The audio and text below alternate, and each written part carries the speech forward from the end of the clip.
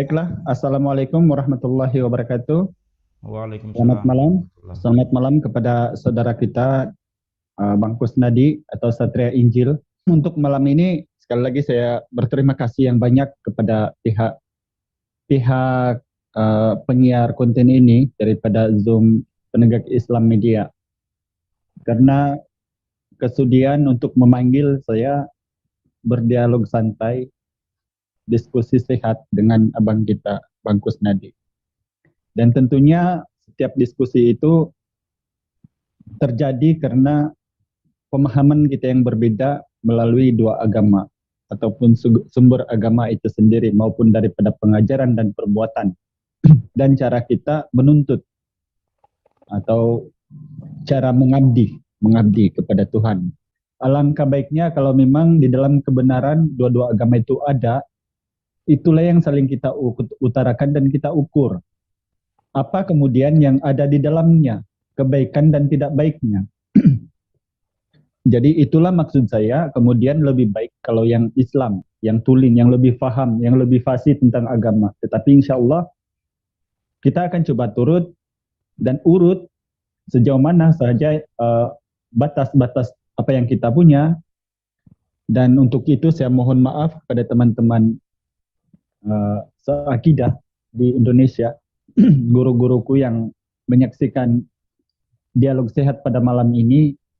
Jika sekiranya ada ucapan-ucapan yang tidak terpuaskan daripada saya karena keterbatasan ilmu, dan mohon dibantu juga kalau ada dari teman-teman yang ingin membetulkan atau meluruskan, karena saya belum begitu paham.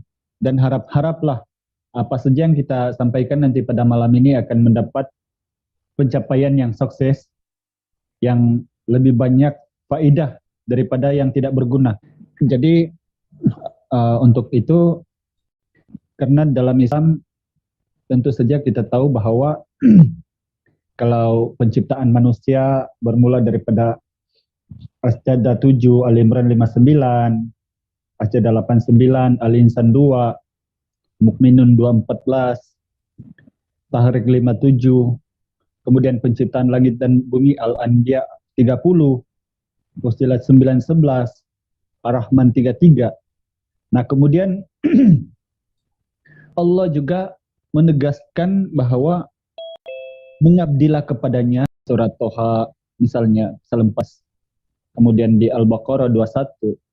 Jadi inilah kemudian yang kita ukur, apakah ajaran yang ada di dalam Al-Quranul Karim atau di Bible itu yang menipu manusia. Tapi sebenarnya setakat ini belum ada yang rasa tertipu sih, ya. Sebab dari pihak Bang Kusnadi juga belum merasa tertipu, sebab masih beliau meyakini. Padahal saya yakin dan percaya kalau beliau ini tahu bahwa dia tertipu, dia akan meninggalkan itu. Demikian juga saya, kalau saya tahu Islam ini menipu, memang saya tinggalkan Islam, kan begitu. Jadi inilah kemudian yang kita ukur sedikit sebanyak, insya Allah kita boleh merenung, dan apa saja yang disampaikan malam ini semoga kita mendapat manfaat. Ya, saya kira demikian dulu daripada saya, Aki. Terima kasih untuk waktu ini. Saya akhiri dulu opening statement daripada saya. Wabillahi taufik wal hidayah. Wassalamualaikum warahmatullahi taala wabarakatuh. Waalaikumsalam warahmatullahi wabarakatuh. Baik, selamat malam teman-teman semua. Salam sehat selalu. Judulnya menarik ya. Ajaran mana yang menipu? Sebagaimana kita tahu bahwa seseorang kalau dia tertipu, dia nggak akan sadar dirinya tertipu. Mungkinkah saya ini sedang ditipu? Ya, karena kalau seseorang sedang ditipu, ya dia nggak sadar. Dia akan tersadar bahwa dirinya tertipu manakala ada kebenaran-kebenaran yang dibukakan kepadanya. Atau mungkin pada saat sampai di akhirat, barulah kita menyadari, wah, ternyata saya tertipu selama ini. Kenapa sih demikian? Ya karena bahwa penipu itu tentu punya keahlian untuk menyembunyikan identitasnya. Saya umpamakan seperti serigala berbulu domba. Jadi yang kelihatan dombanya, ya. Sedangkan serigalanya tidak kelihatan. Dan kemungkinan besar kalau orang yang jeli akan melihat, karena kemungkinan besar serigalanya itu mungkin cuma 1%. Dombanya itulah yang 99%. Maka dengan demikian orang akan tertipu. Kalau dia itu menampilkan wajah serigalanya, ya nggak akan ada orang yang tertipu. Semua orang udah tahu bahwa ini adalah penipu dan langsung kabur. Dan kita makin melihat ya, contohnya uang palsu, itu 99,9% itu malah lebih bagus daripada uang asli. Ya. Kalau kita perhatikan ya, uang dolar misalnya di Indonesia ini, atau uang rupiah, yang palsu-palsu itu bagus sekali ya, sampai melebihi daripada yang asli. Bahkan yang asli itu bisa lecek, ya, karena dipakai kemana-kemari. Tetapi orang-orang yang memahami, dia nggak akan tertipu. Tetapi orang-orang yang hanya sekilas pasti ketipu karena dia melihat kertasnya bagus, cetakannya bagus, ya. Makin canggih penipuan, itu makin sempurna penyamarannya. Nah, inilah bahayanya. Nah, jadi artinya bahwa siapapun di dunia ini yang ahli di dalam penipu, maka tidak ada yang bisa menyamai daripada iblis yang merupakan penipu. Karena tidak ada orang yang bisa hidup lebih dari ya mungkin 1000 tahun lah gitu ya. Karena kalau kita hitung-hitung iblis sampai sekarang atau sampai kelahiran Nabi ya, itu umurnya udah ribuan tahun. Jadi kalau pengalaman udah jangan tanya lah. Kepalanya udah botak, kemudian dari awal penciptaan dia juga udah ada di situ. Dia melihat bagaimana manusia karakternya begini dan sebagainya, sehingga dia bisa ditipu. Dan manusia terbaik yang ditipu adalah Adam. Kenapa? Karena Adam diciptakan paling sempurna. Karena dia dari tangan Tuhan sendiri, dan dia hidup di dalam kedamaian, ketentraman, kemudian kelimpahan. Makanan berlimpah, ya. Nggak seperti kita lah. Cari uang aja susah gitu. Kalau Adam itu nggak kepikiran cari uang. Makanan melimpah. Terus kemudian istrinya cantik. Kemudian mau berbuat apa bisa ditolong gitu ya. Mungkin binatang-binatang pun tidak akan memakan dia gitu ya. Karena semuanya itu pada saat itu masih damai. Jadi Adam sebagai manusia sempurna aja bisa ditipu. Nah, apalagi kita, apalagi nabi-nabi, yang mana mereka tidak hidup bersama dengan Tuhan pada saat itu. Nah, Adam itu tinggal di sorga, ya, pada waktu itu. Ya, kita lihat dari khazanah Islam memang tinggal di sorga. Kemudian pada saat dia di sorga dikisahkan ada iblis di situ. Nah, ada hal yang berbeda. Di Kristen itu iblis ini adalah malaikat. Malaikat yang memberontak. Sekarang kita lihat bahwa sebenarnya iblis itu kenapa bisa ada di situ gitu ya. Nah, inilah perbedaan antara Kristen dengan Islam. Kalau Kristen itu Allahnya tidak menciptakan iblis, dia hanya menciptakan malaikat yang merupakan makhluk yang free will. Jadi keputusan dia akhirnya memberontak, maka jadilah iblis. Disinilah bedanya. Allah SCT itu saya temukan menciptakan iblis. Itu yang saya bikin kaget. Kenapa? Karena ada ayatnya gitu bahwa dia itu diciptakan dari iblis itu diciptakan dari api oleh Allah itu sendiri gitu. Nah, jadi dengan demikian inilah yang harus dijelaskan sebenarnya. Apa maksud Tuhan menciptakan iblis? Karena di dalam Kristen itu memang tidak ada pembahasan bahwa iblis itu diciptakan. Jadi ini yang awal dulu lah ya, masih ada nanti pembicaraan yang lain. Jadi karena iblis itu diciptakan, apa maksud daripada Allah menciptakan iblis? Sehingga akhirnya malah terjadilah kekacauan. Karena kalau iblis tidak diciptakan, maka nggak akan ada kekacauan seperti sampai sekarang ini. Dan itu bermula, kalau saya baca, kalau itu tidak salah, adalah pada saat di mana iblis itu diciptakan, kemudian diperintahkanlah seluruh makhluk itu yang ada di itu bersujud kepada Adam. Sehingga di situ adalah iblis menolak. Nah, karena menolak itulah maka iblis dihukum, disesatkan katanya. Maka dengan demikian iblis marah. Iblis marah kepada Adam, maka Adam juga ditipu. Nah, berhasillah Adam ditipu dan disitulah keduanya diusir dari sorga. Dan dengan demikian maka disebutkan juga bahwa keduanya bermusuhan satu dengan Waktu habis, demikian. Bang Makasih. Satria Injil. Oke, silakan berbicara setelah Bang Hidayah berbicara. Ya, terima kasih. Timer berjalan. Oke. Ya, terima kasih saudara Ake dan saudara Bang Kusnadi Satria Injil. Sebenarnya kalau saya menangkap tadi bukan pertanyaan lah, cuma kita saling menjelaskan aja. Kalau Bang Satria tadi memang sudah mengutip daripada beberapa ayat yang diambilnya mungkin dalam Bible tentang iblis daripada penyesatan Adam yang kemudian memakan buah kuldi dan diturunkan daripada atau dikeluarkan daripada Taman Eden, ya, bukan diturunkan dari surga, dikeluarkan dari Taman Eden. Itu yang saya ada baca. Nah, dalam Al-Quran juga, kalau kita boleh buka di surah Al-A'raf ayat 7, 16-17, bahwa karena engkau telah menghukumku tersesat, kata iblis, maka saya benar-benar akan menghalang-halang mereka dari jalanmu yang lurus. Kemudian saya akan mendatangi mereka dari muka, dari arah belakang mereka, dari kanan dari kiri mereka, dan engkau tidak akan mendapati kebanyakan mereka bersyukur. Kemudian kalau kita boleh buka lagi di surah Al-A'raf 7, tapi masih di 7 tapi ayat 11-15, itu juga hal yang sama seperti yang Abang Kusnadi kutip tadi. Sesungguhnya kami telah menciptakan kalian, lalu kami bentuk tubuh kalian, kemudian kami katakan kepada para malaikat, ya, ini perintah Allah kepada iblis saat menciptakan Adam, ya, bersujudlah kalian kepada Adam. Maka mereka pun bersujud kecuali iblis. Dia tidak termasuk orang-orang yang bersujud.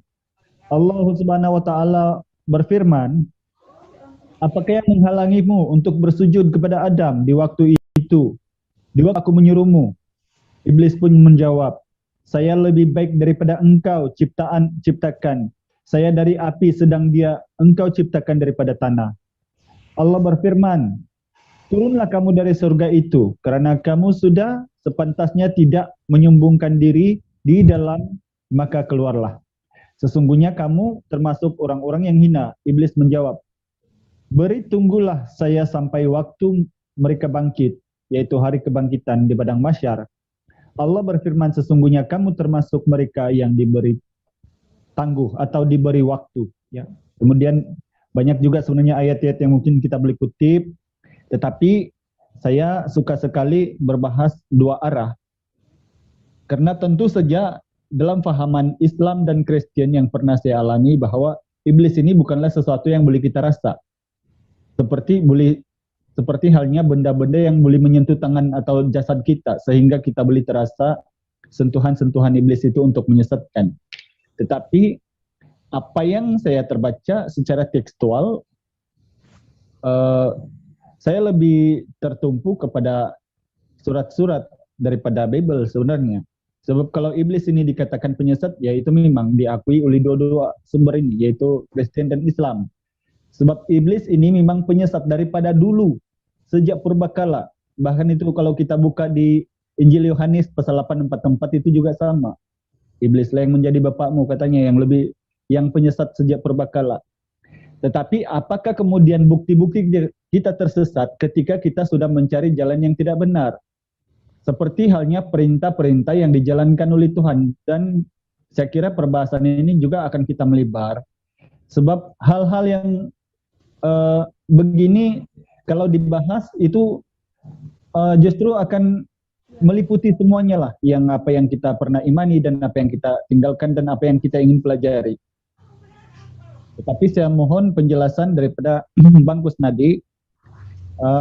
Kalau kita membaca di 2 Korintus 12:16, yang mana ini yang saya bilang secara tekstual, kata Paulus, dalam kelicikanku aku telah menjerat kamu dengan tipu daya. Jadi mohon Bang Kusnadi coba jelaskan tentang apa maksud dan makna tersirat daripada ayat Paulus ini. Nah kemudian kalau dalam Al-Quran, kalau Bang Kusnadi ada keraguan mungkin boleh ditanyakan, sebab di sini banyak ramai teman-teman Muslim yang boleh membantu saya untuk menjelaskan. Ya saya kira begitu dulu Aki, ya terima kasih. Sekian dulu daripada saya. Ya. Tadi di ayat 16 itu saya besarin ya di sini nih. Saya hitamin. Saya baca pelan-pelan ya. Baiklah, aku sendiri tidak merupakan suatu beban bagi kamu. Tetapi kamu katakan, dalam kelicikanku aku telah menjerat kamu dengan tipu daya. Jadi yang bicara tentang kelicikanku itu siapa? Bukan Paulus. Paulus lagi berbicara dengan orang-orang Korintus, ya, mengirim surat ke Korintus dan dia lagi menyampaikan surat itu. Di mana di situ udah jelas dikatakan, kamu katakan dalam kelicikanku aku telah menjerat kamu dengan tipu daya. Gitu. Jadi ini sudah jelas ya. Saya kira cukup itu penjelasan dari saya. Nah, sekarang saya boleh bertanya lagi ya. Ya. Saya Silakan. tanya gini. Kalau tadi saya narasikan, itu adalah kisah di dalam Quran, yang mana memang iblis diciptakan. Pertanyaan saya adalah, apa maksud daripada Allah menciptakan iblis? Apakah itu punya tujuan baik, ataukah punya tujuan yang jahat? Silakan, Pak. Baik, terima kasih. Sebelumnya saya menanggapi sedikit tentang keterangan Bang Kusnadi, sebab beliau ini seorang debater yang santai karena memang sungguh lama mungkin ya agaknya dalam dunia debat. Sementara saya ini baru 4 bulanan gitu, mungkin belum sampai 4 bulan. Dan saya ini beranikan diri untuk terjun karena bagi saya apa saja kebenaran atau kebohongan itu yang kemudian yang kurang ukur. Bukan kita yang mengukur, tetapi orang-orang lah yang mengukur, atau netizen atau para pendengar. Mengenai apakah maksud Allah Subhanahu wa Ta'ala menciptakan iblis. Ya, apa yang saya tahu di dalam Al-Quran bahwa sebelum adanya manusia, Allah menciptakan terlebih dahulu yang ada di aras atau di arsy, yaitu malaikat iblis. Untuk tujuannya tidak lain untuk mengabdi kepadanya, untuk menyembah kepadanya. Dan tidaklah kami menciptakan kamu, malaikat atau iblis, melainkan untuk beribadah kepadaku. Nah kemudian setelah Allah menciptakan Adam, disitulah nanti baru kelihatan kekufuran iblis. Dalam hal ini bukan sesungguhnya Allah itu tidak maha tahu. Bahkan Allah itu lebih tahu apa yang dia rencanakan. Ya, saya bagi logika sederhana. Kalau kemudian kita di akhir zaman ini ada yang bisa bermewah-mewah, bermegah-megah, karena itu semua kesenangan-kesenangan, kemudahan-kemudahan yang Allah berikan. Tetapi dalam kekayaan kita itu, dalam kemegahan kita itu, apakah kita tidak dikuasai iblis? Dan itulah maksud Allah untuk menguji ya sejauh mana ketaatan kita kepadanya. Karena adanya kitab-kitab dan para nabi yang diturunkannya untuk menyampaikan kepada kita risalah daripada Allah, hukum-hukumnya. Nah, daripada kitalah kemudian yang merenung. Apakah sejak ajaran itu perlu untuk kita ikut atau justru kita bangkang atau kita bantah? Nah, kalau dalam Bible juga sebenarnya masih banyak ya kalau tentang ini. Tapi saya kira bahas satu-satu aja dulu. Karena nanti saya boleh menanyakan kepada Bang Kusnadi karena ini waktunya boleh tukar ganti soal jawab. Dan saya menjelaskan di sini bahwa tujuan Allah menciptakan iblis tidaklah lain untuk mengabdi kepadanya, tetapi apabila kemudian dia ingkar atau dia kufur karena dia dengki dengan Adam alaihissalam yang katanya dia lebih mulia daripada Adam karena dia daripada api, sedang Adam daripada tanah. Sedangkan Allah itu maha tahu apa yang dia kehendaki. Demikian juga sabda Allah. Sesungguhnya saya lebih tahu apa yang kamu tidak tahu, yang kamu tidak ketahui. Dan itulah kemudian maksud iblis untuk menyesatkan kita sampai di akhir zaman ini. Tinggal kita dikasih dua pilihan, dua jalan. Ingin kembali kepada Allah ataupun ingin ikut ajaran iblis. Begitu. Jadi untuk kita mengikut apa saja itu, kembali itu, maka kita tuntun daripada ajaran agama yang kita punya sekarang. Atau apakah Kristen atau Islam. Nah, jadi setakat itu jawaban saya, Bang Kusnadi. Tapi tolong dijelaskan, kalau kita buka di Galatia, pasal 6 ayat 11. Lihatlah bagaimana besarnya huruf-huruf yang kutulis kepadamu. Dengan tanganku sendiri, kata Paulus. Nah, kemudian dikuatkan dengan kesaksian Paulus di 2 Korintus, pasal 11 ayat 17. Bahwa apa yang aku katakan, aku mengatakannya bukan sebagai orang yang berkata menurut firman Tuhan, melainkan sebagai seorang yang bodoh yang berkeyakinan untuk bermegah. Jadi itulah yang saya ulang tadi, bahwa apa yang kita ukur di sini adalah apa yang tertulis. Karena iblis itu kita tidak boleh lihat, kita tidak boleh rasakan dia menjamah kita. Tetapi daripada akal kita lah yang menggambarkan kita apakah dikuasai iblis atau tidak. Ya, demikian untuk waktu ini, saudaraku. Itu jawaban saya untuk Bang Kusnadi. Terima kasih. Oke, terima kasih. Yeskel 28. Oh, Yeskel 28, 15. Ya. Yes. Iblis diciptakan. Yeskel 28. Iya. Nah, 28 ayat 15 ya. Oke. Oke, bunyinya, engkau tak bercela di dalam tingkah lakumu sejak hari penciptaanmu sampai terdapat kecurangan padamu. Jadi gini, ayat ini berbicara tentang kejatuhan daripada iblis, karena Tuhan tidak menciptakan iblis. Tuhan menciptakan malaikat, dan malaikat itu punya keinginan bebas, keputusan bebas atau disebut free will.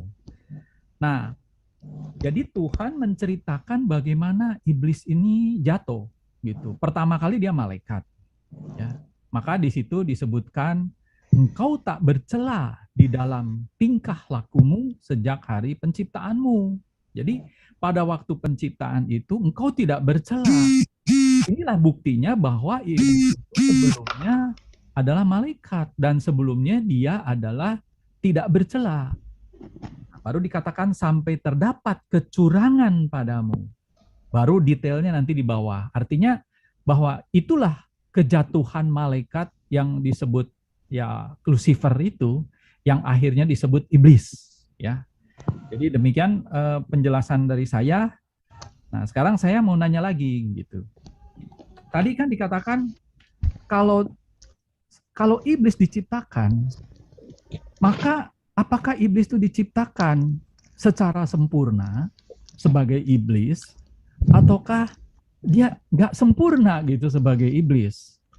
Kalau logikanya namanya Allah, kalau menciptakan pasti sempurna. Nggak mungkin dia nggak sempurna, karena dirinya maha sempurna, maha kuasa, dan sebagainya.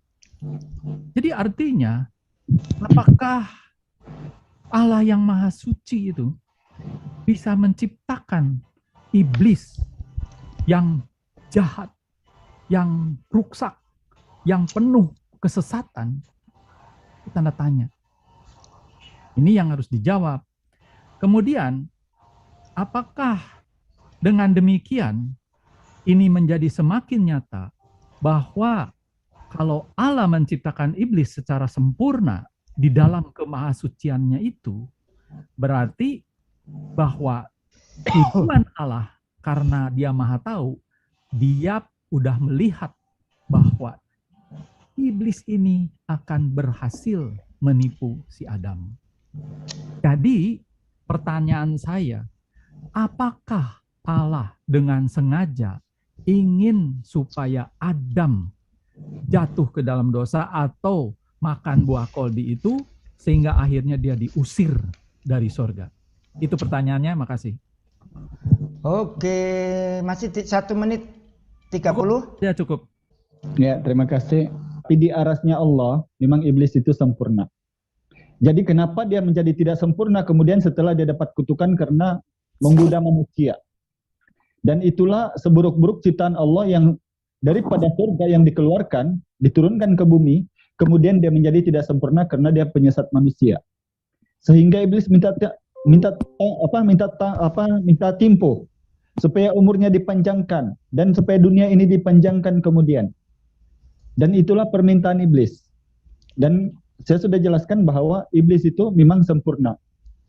Jadi mengenai dengan Bang Kusnadi tadi mengatakan bahwa kalau di dalam Bible iblis itu tidak berubah daripada penciptaannya, kan gitu. Kalau memang iblis itu daripada malaikat dan tidak akan berubah penciptaannya, pertanyaan saya kemudian adalah, apakah iblis yang mendatangi Maria di Lukas 1 pasal 26 itu? Itu yang pertama. Lalu yang kedua,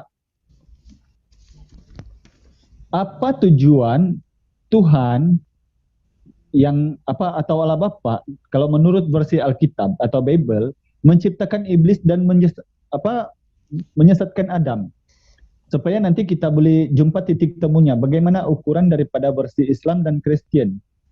Apakah tujuan iblis menyesatkan Adam sehingga dikeluarkan daripada Taman Eden? Dan lalu yang kedua, apakah iblis yang mendatangi Bunda Maria? Kalau kita buka di Injil Lukas pasal 1 ayat 26, bahwa di bulan ke-6 itu Maria datangi malaikat, dan Abang Kusnadi tadi mengatakan bahwa iblis itu dalam Bible memang tidak berubah bentuk dari penciptaannya. Jadi ini yang saya mau tanyakan untuk Bang Kusnadi. Untuk jawaban saya setakat itu buat masa ini. Kalau ada yang tidak tercukupi nanti Bang Kusnadi boleh tanyakan ulang. Mungkin di saat-saat akhir lah ya, supaya saya boleh nangkap. Sebab tadi kalau kepanjangan saya ini mudah lupa. Ya, maklumi aja sebab penat. Jadi mungkin saya lupa. Tapi terima kasih Bang Kusnadi. Ya itu dulu. Oke, waktunya masih 21 menit 28 menit 24 detik. Mungkin sudah di reset dulu. Iya. Dari pertanyaan-pertanyaan tadi mungkin Bang Kusnadi sudah bisa dipahami, Bang Kus? Ya, insya Allah. Oke, kalau sudah dipahami, silakan setelah Bang Kusnadi berbicara, timer berjalan. Monggo. Oke, saya share screen lagi ya. Nah, di situ tadi Bang Hidayah mengatakan di Lukas 1 ayat 26 ya. Nah, iya. Bacakan ya. Dalam bulan yang ke-6, Allah menyuruh malaikat Gabriel pergi ke sebuah kota di Galilea bernama Nazaret kepada seorang perawan yang bertunangan dengan seorang bernama Yusuf dari keluarga Daud. Nama perawan itu Maria. Di sini jelas dikatakan yang datang adalah malaikat Gabriel, bukan iblis. Di sini tidak disebut iblis yang datang kepada Maria. Ya, ini jelas sekali malaikat Gabriel. Ya, saya kira itu kan aja pertanyaannya kan ya. Iya, lalu seperti yang Bang Kusnadi ditanyakan di Islam, saya juga ingin tahu apa tujuan Allah menciptakan iblis untuk menyesatkan Adam begitu. Baik. Nah, tadi saya juga udah sampaikan bahwa Allah Kristen itu tidak pernah menciptakan iblis, tapi dia menciptakan malaikat yang mempunyai keinginan bebas. Manusia pun diciptakan mempunyai keinginan bebas. Artinya keinginan bebas, dia bisa mengambil keputusan untuk dia bertanggung jawab atas keputusannya itu. Jadi dia pilih A, dia tanggung jawab kenapa dia pilih A dan kenapa dia menolak B. Demikian juga pada waktu malaikat itu diciptakan, dia mempunyai keinginan bebas. Dan ternyata malaikat itu, satu malaikat yang bernama Lucifer ini, dalam keinginan bebasnya, dia memutuskan untuk dia menyombongkan diri dan ingin menyamai Allah yang Maha Tinggi. Dan itu adalah kejatuhan dia ke dalam dosa yang tidak terampuni. Itu awalnya. Demikian juga Adam diciptakan sebagai makhluk free will, dia juga punya keinginan bebas. Dan dari keinginan itulah maka dia bisa diminta pertanggungjawaban. Jadi itulah sebabnya Tuhan menyediakan 2 pohon di tengah-tengah Taman Eden itu. Apakah dia memakan buah daripada pohon pengetahuan baik dan buruk? Ataukah dia makan pohon kehidupan? Karena di Taman Eden itu ada 2 pohon. Tetapi karena iblis yang sudah jatuh itu lebih dulu, dia menyesatkan Adam, yang mana disuruhnya lah dia memakan buah pengetahuan baik dan buruk.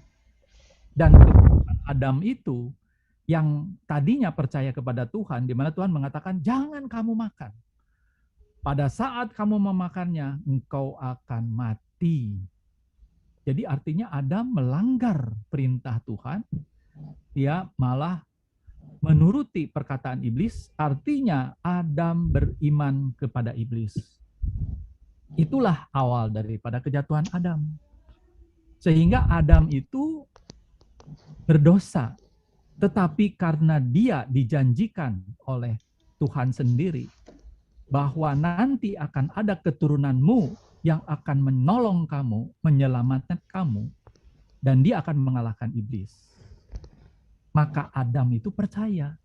Nah, atas percayanya itu, dia diampuni, dibenarkan. Atau tadinya sudah ada di tangan iblis, karena dia beriman kepada iblis, akhirnya dia ditebus melalui nanti caranya melakukan simbol pengorbanan binatang, yang mana itu adalah simbol daripada juru selamat. Lalu keturunan Adam pun diminta iman yang sama. Karena dia sudah menjadi anak orang berdosa. Punya kecenderungan dosa. Nah, itulah dia diminta bertanggung jawab, apakah dia beriman kepada janji juru selamat itu atau tidak. Kalau dia beriman, dia memotong kambing, sehingga dicucurkan darahnya sambil dia percaya. Itulah sebabnya Habil yang mempersembahkan korban binatang itu, maka itu harum di tangan Tuhan, di mata Tuhan. Tetapi Kain yang mempersembahkan pepaya, jagung, tidak menyimbolkan apa-apa, ditolak oleh Tuhan. Itulah asal muasalnya. Jadi dengan demikian ini terus turun-temurun dan simbol ini dijalankan terus sampai kedatangan juru selamat itu, yaitu Yesus. Sekian, makasih. Oke, terima kasih. Baik, terima kasih. Sebab kalau saya mungkin tidak menanggapi lebih jauh, saya cuma suka balik kepada konteks saja. Kalau dalam perbahasan ini, apakah agama manakah yang tertipu, kan begitu? Bukan agama manakah yang teriblis, tetapi ya tentu kita kembali kepada pokok apa yang menjadi uknum penyesat manusia sejak purbakala.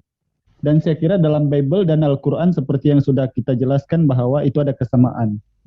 Karena kalau bagi saya sendiri, kalau mengenai iblis ini memang tidak boleh selesai, sebab ayatnya kalau yang saya tahu dalam Bible, insya Allah masih sedikit-sedikit. Tapi terlalu banyak sekali yang disebutkan. Saya mengutip sedikit saja, kalau kita melihat di Wahyu pasal 12 ayat 7-9, atau 2 Petrus pasal 2 ayat 2-4. Begitu juga yang saya bilang tadi, Yohanes 8:44, Matius 4:1-11, Matius 25:41, itu tentang iblis semuanya. Tapi apa yang saya lihat di sini tiada nama Lucifer di sini. Ya tapi itu nggak apa-apa lah, sebab itu tidak mungkin kita memaksakan keimanan Bang Kusnadi. Banyak sebenarnya. Lukas 8:12, Lukas 10:18, Kisah Para Rasul 13:10, Efesus 6:11, 1 Petrus 5:8, Yohanes 3:8. Begitu juga di Daniel 7:10 menjelaskan seperti yang ada di tema agama siapakah yang tersesat, kan begitu, atau Tertipu. Yang tertipu sorry. Yang tertipu. Apa pandangan Bang Kusnadi sendiri tentang Islam? Saya mau tanyakan itu saja dulu. Apa pandangan Bang Kusnadi secara jujur ya, Bang Kusnadi buka semua apa yang diisi hati Bang Kusnadi, utarakan semua apa yang kira-kira menurut Bang Kusnadi, apa yang Islam perbuat ini adalah yang tertipu oleh Tuhan. Supaya mungkin kalau saya kekurangan, mungkin pihak teman-teman daripada sini boleh membantu untuk menjelaskan karena keterbatasan ilmu saya. Tapi saya secara jujur juga akan mengungkapkan apa yang saya rasa ragu dalam Kristen dulu sehingga saya tinggalkan. Jadi sekarang saya beri kesempatan Bang Kusnadi utarakan dulu apa yang menurut Bang Kusnadi Islam ini tertipu oleh ajaran Tuhan. Ya itu aja dulu. Terima kasih. Terkait dengan iblis sudah diselesaikan. Sekarang mana yang ajaran yang tertipu? Nah, makanya ini dari Bang Hidayat mau minta penjelasan apa yang diragukan terkait dengan ajaran Islam menurut Bang Kusnadi. Oke, saya nanti akan sampai ke situ. Tetapi gini, tadi dikatakan iblis tadinya alim.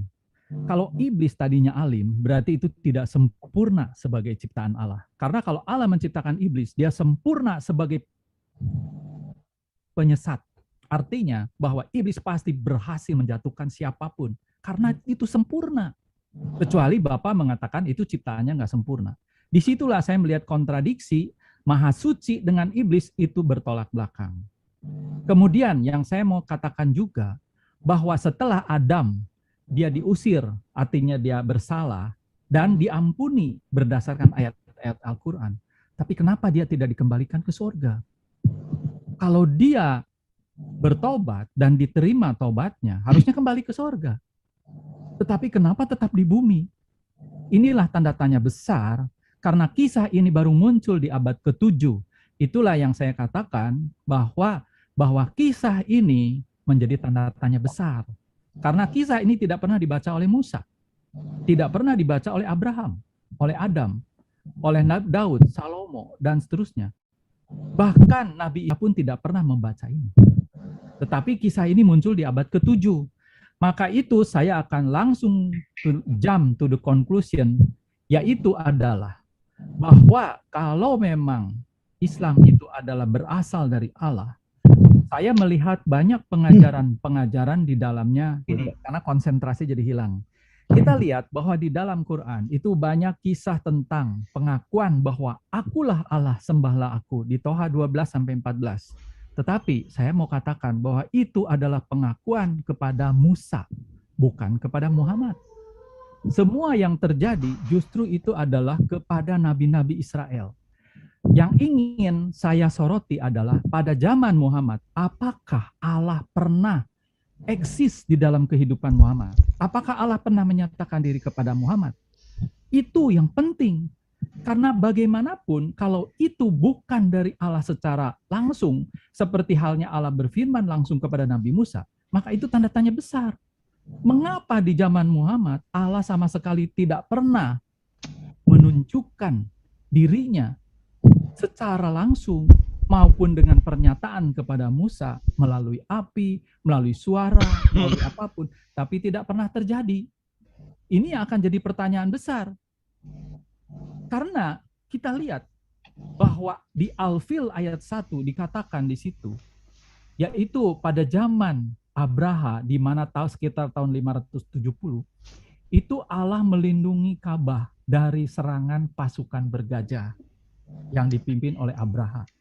Padahal pada masa itu, Ka'bah masih dipenuhi oleh 360 batu berhala. Yang jadi pertanyaan, apakah Allah melindungi Ka'bah yang penuh berhala? Ataukah Allah yang menghancurkan berhala-berhala seperti yang dilakukan Ibrahim pada zaman Raja Namrud? Dan ada ayatnya di dalam kitab Taurat yang mengatakan Allah sangat membenci batu-batu berhala, patung-patung berhala, semua yang berhala. Itu berbagai ayat mengatakan dia benci, sampai dia membunuh orang Amalek, dia membunuh orang Midian, karena mereka adalah penyembah-penyembah berhala. Begitu sadisnya Allah Israel. Kalau saya mau katakan, tetapi kenapa pada zaman waktu tahun 570 itu Allah melindungi batu-batu berhala yang ada 360 di situ? Apakah Allah yang di situ sama nggak dengan Allahnya Ibrahim? Itu yang perlu dijawab oleh Pak Hidayat. Itu akan menjawab apa yang pertanyaan Pak Hidayat sendiri. Silakan Pak. Apakah Allahnya sama? Kalau sama Allah siapa? Tolong baca di sini tidak nih kelihatan. Allah berfirman, wahai iblis, apakah yang menghalangi kamu sujud kepada yang telah aku ciptakan dengan kekuasaanku? Apakah kamu menyombongkan diri atau kamu merasa termasuk golongan yang lebih tinggi? Tentang iblis, saya kira sebab itulah saya bilang dalam dua versi ini sebenarnya sudah cukup, karena kalau kita bongkar dengan iblis-iblis ini, saya kira dalam Bible juga terlalu banyak yang perlu kita mau bongkar tentang iblis, dan itu pun bukan nama Lucifer. Dan saya ini sekarang mencari-cari dari mana nama Lucifer itu. Pertama iblis, yang kedua tentang kenapa Adam tidak masuk surga kan gitu. Ya, jadi Adam ini mungkin dalam versi Kristen mereka itu kalau mati langsung ke surga ya, mungkin begitu ya. Karena tiada penghakiman di akhir zaman. Jadi mereka ini mungkin seperti yang saya juga tahu dulu bahwa kita ini kalau mati langsung ke surga. Jadi yang kita tahu mungkin itu yang Paman Bang Kusnadi bahwa kenapa Adam tidak disebutkan di dalam surga. Mungkin dalam Bible ada, tetapi yang saya baca belum ada juga bahwa Adam itu di surga. Tetapi kalau Henok dan Ilya itu ada dengan Yesus, itu 3 orang naik ke surga. Tetapi dalam versi Al-Quran juga ada keimanan Islam ketika Isra Mi'raj, Rasulullah Sallallahu Alaihi Wasallam itu di langit pertama itu adalah Adam, sementara di langit kedua adalah Isa dengan Yahya kan gitu. Jadi sementara ini kalau dalam versi Kristen tidak ada yang mereka itu melihat di langit melainkan terus di surga, duduk di sebelah kanan, berdiri dan dipangku. Jadi itulah yang kita tidak paham, apakah kedudukan yang dilihat oleh Stefanus itu adalah surga ataupun itu di awan-awan atau di langit, kita pun wallahu alam. Itu hanya mereka yang tahu. Tetapi saya kira ini dalam pertanyaan-pertanyaan ini tidak payah kita tanyakan. Karena ini nanti akan menjerat diri kita sendiri kalau kita pertanyakan lebih jauh. Nah, kemudian yang ketiga, Bang Kusnadi tadi mengutip di surat Toha ayat 14 itu bahwa Allah la ilaha illa ana fa'budni hakimul sulat al-zikri. Dan itu katanya kepada nabi-nabi yang dikatakan Allah itu hanya kepada kaum Bani Israel.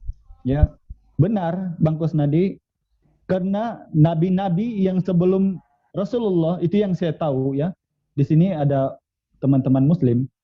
Yang saya tahu nabi-nabi sebelum Rasulullah itu diutus hanya kepada kaumnya sahaja. Kaum Sodom, kaum Bani Israel, kaum Yahudi dan sebagainya. Dan itulah keunggulan kelebihan daripada Rasulullah. Karena bila mana Rasulullah yang datang sebagai Rasul terakhir, maka dia ini secara langsung ada perintah daripada Allah bahwa Kul ya ayuhan nas ini Rasulullah alaikum jami'ah. Bermakna untuk semua umat manusia, bukan kepada orang Yahudi, bukan kepada Arab, bukan kepada Yunani, bukan kepada Inggris, bukan kepada Jepang, tetapi semua umat manusia. Apa beza dengan Yesus? Karena Injil Matius pasal 10 ayat 5, Injil Matius pasal 15 24, Kisah Para Rasul pasal 6 ayat 16, bahwa Roh Yesus tidak membenarkan mereka menginjil ke Asia. Dan aku diutus hanya kepada domba-domba yang hilang dari umat Israel. Oke, waktunya sudah habis. Oke, kalau di Kristen itu kisah tentang Adam tadi itu ada ceritanya dan ada kisah logisnya sampai ke zaman sekarang. Yaitu bahwa janji kepada Adam tentang juru selamat itu kan belum tergenapi. Jadi mereka harus menunggu sampai juru selamat itu sudah datang. Tetapi kemudian pada saat juru selamat datang itu, bangsa Yahudi menolak. Maka akhirnya ditunggulah supaya bangsa Yahudi itu akan kembali lagi kepada Tuhan. Dan Tuhan yang Maha Tahu sudah mengetahui itu akan terjadi nanti pada zaman rapture. Bahwa akhirnya ada 144.000 orang Yahudi yang percaya kepada Yesus. Itulah sebabnya Adam harus menantikan itu semua. Tapi konsep ini tidak ada di dalam Islam. Jadi pada waktu dikatakan bahwa Allah menerima tobatnya Adam, ya mestinya Adam dikembalikan. Kalau begitu, berarti Tuhan itu bohong. Kenapa dia mengampuni Adam, tetapi tidak mengembalikan, malah tetap diusir? Itu yang jadi pertanyaan besar yang harus dijawab oleh Pak Hidayah. Bagaimana logiknya di situ? Ya. Jadi apa yang saya sampaikan ini adalah perbedaan konsep Islam dengan konsep Kristen dan logiknya akan kelihatan di situ. Nah, kembali kepada soal Toha 14, itu dilakukan kepada nabi-nabi Israel. Sekalipun itu kepada nabi Israel, apalagi nabi terakhir, maka jelas seharusnya Tuhan lebih luar biasa daripada kepada Musa. Kalau kepada Musa, Tuhan menyatakan diri dengan memakai suara maupun api dalam menuntun Musa, seharusnya kepada Muhammad lebih hebat dari itu. Tapi ternyata tidak pernah ada satu kisah pun di dalam Quran maupun hadis bahwa Tuhan datang kepada Muhammad. Baik melalui mimpi, melalui penglihatan, melalui pernyataan secara langsung kepada Muhammad. Yang terjadi adalah Muhammadlah yang mendatangi Tuhan melalui peristiwa Isra Mi'raj. Yang jelas bahwa Tuhan itu maha tahu, maha hadir, dan dia lah yang harus datang kepada makhluknya, yang mana makhluknya itu terbatas, bukan sebaliknya. Jadi kembali lagi, yang pertanyaan saya, kalau semua yang dikatakan tadi bahwa dia adalah untuk semua umat manusia, kemudian berbagai dalil, semua dalil yang ada di abad ke-7 itu dari siapa? Karena Tuhan sendiri tidak pernah mendalilkan itu. Yang mendalilkan adalah Jibril sendiri. Jibril mendalilkan semuanya untuk membenarkan dirinya sendiri, untuk membenarkan pewahyuan yang terjadi. Tetapi seperti saya katakan, saya ungkapkan bahwa tadi yang seperti saya katakan, yang ada di Al-Fil itu, Bapak paham nggak yang di Al-Fil ya? Di Al-Fil 105 ayat 1, saya bacakan ya, dan di situ saya izin share screen juga nih. Tapi lewat itu ya, PP ya. Coba Bapak lihat nih Al-Fil 1. Tidakkah engkau, dalam kurung Muhammad, perhatikan bagaimana Tuhanmu telah bertindak terhadap pasukan bergajah. Ini jelas untuk melindungi Ka'bah yang pada saat itu dipenuhi oleh 360 batu berhala. Ya. Katakan, bukankah dia telah menjadikan tipu daya mereka itu sia-sia? Jadi akhirnya Allah yang ada di tahun 570 berhasil mengalahkan pasukan-pasukan gajahnya Abraha yang sebenarnya mau menghancurkan Ka'bah batu berhala. Jadi artinya Allah sendiri itu adalah pelindung daripada batu-batu berhala itu. Dan itu pun oleh Nabi Muhammad dihancurkan pada tahun 630 pada saat dia kembali ke Mekah. Jadi artinya selama 20 tahun pewahyuan ternyata Ka'bah masih dikuasai oleh 360 batu. Dan sesudah itu barulah ada tersisa satu batu Hajar Aswad. Nah, jadi yang Bapak belum jelaskan adalah buktikan bahwa Tuhan tahu menau atau Tuhan campur tangan di dalam pewahyuan kepada Muhammad. Karena semua ayat-ayat yang ada itu adalah perkataan Jibril, bukan Tuhan. Jadi pertanyaan saya kepada Pak Hidayat, apakah itu sebenarnya Jibril mencatut nama Allah atau tidak? Silakan, alasannya apa? Makasih. Ya, terima kasih. Sebenarnya waktu 5 menit tidak cukup ya untuk saya menjelaskan, karena memang saya sudah ambil maklum di mana-mana diskusi. Kalau giliran Kristen ini diberi peluang, memang mereka akan melebar dari 1 sampai Z. Jadi kita tidak bisa menangkap yang mana satu harus kita jelaskan. Sementara pertama yang pokok di sini perbahasan kita adalah siapakah yang tertipu. Jadi pertama yang saya tangkap, kenapa Adam sekali lagi dia katakan tidak masuk surga? Masya Allah. Padahal saya sudah jelaskan. Ketika Rasulullah Isra dan Mi'raj, itu Adam ada di langit pertama. Dan semua nabi dan para rasul itu memang ada di sana. Bagaimana dengan Bible? Ada tidak satu ayat Adam duduk di surga? Masya Allah, kadang-kadang kita ini ditanya hal yang bila kita putar balik, mereka tidak rasa pun itu akan menampar mereka semula. Ya, itu pertama. Yang kedua,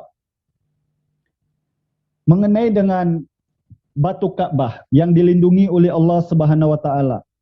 Awal-awalnya sebelum Rasulullah lahir pun itu sudah terjadi. Bahwa yang mana Ka'bah itu memang dipenuhi oleh penyembah-penyembah berhala. Mengapa Allah menegaskan kemudian ketika Rasulullah datang? Karena saya sudah bilang tadi bahwa Rasulullah ini diutus kepada seluruh umat manusia, sehingga bukan sahaja Ka'bah yang harus dijaga, tetapi seluruh keperluan alam semesta. Karena Allah ini maha tahu. Kenapa tidak kira-kira Yesus menjaga Ka'bah pada masa itu? Karena dia ini bukan penyembah berhala. Itu logika sederhana. Kenapa kira-kira Musa tidak menjaga Indonesia pada ketika itu? Padahal dia tidak penyembah berhala. Padahal di Indonesia, di Malaysia ada Buddha, ada Krishna, ada Wisnu. Kan begitu, itu logika sederhana aja, kita main logika aja tentang itu.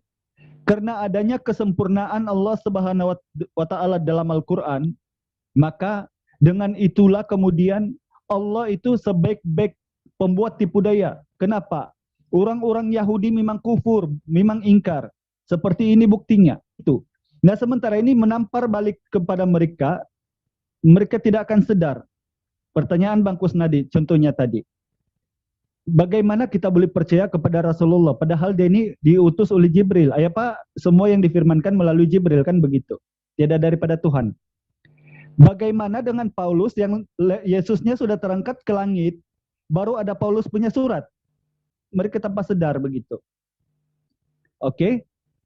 Jadi kalau kita buka dalam Al-Qur'an ya tentang pewahyuan Al-Qur'an, dan ini murni daripada Allah. Dan bukanlah kata Jibril ini daripada saya. Tidak ada. Coba kita buka surah Al-Hijr ayat 15 pasal 9. Al-Qiyamah pasal 17:8. Ad-Dukhan ayat 58. Surah At-Takwir ayat 27. Jelas sekali dalam Al-Quran itu sebab itu firman Allah. Bagaimana dengan Bible kemudian? Yang daripada Papyrus menjadi Ibrani, menjadi Suryani, menjadi Ibrani, menjadi Septuaginta, menjadi bahasa Inggris, menjadi bahasa Melayu, bagaimana terjaga keasliannya? Jadi itulah kadang-kadang saya bilang mereka ini bertanya yang menampar mereka sendiri. Kalau saya mipit bertanya dengan hal ini, maka perbahasan kita ini tidak akan selesai. Dan kita akan terombang-ambing. Sehingga setiap satu perbahasan tidak ada arah tuju. Jadi Bang Kusnadi, saya cuma mengikuti rentak Anda sebab Anda seorang senior, seorang debater yang sudah lama. Saya ini masih baru. Tetapi sebagai masih baru, saya ini lebih fokus menangkap apakah saja perdebatan yang diutarakan oleh debater lama. Karena dalam Al-Quran itu bukti ada. Bagaimana kemudian dengan Bible?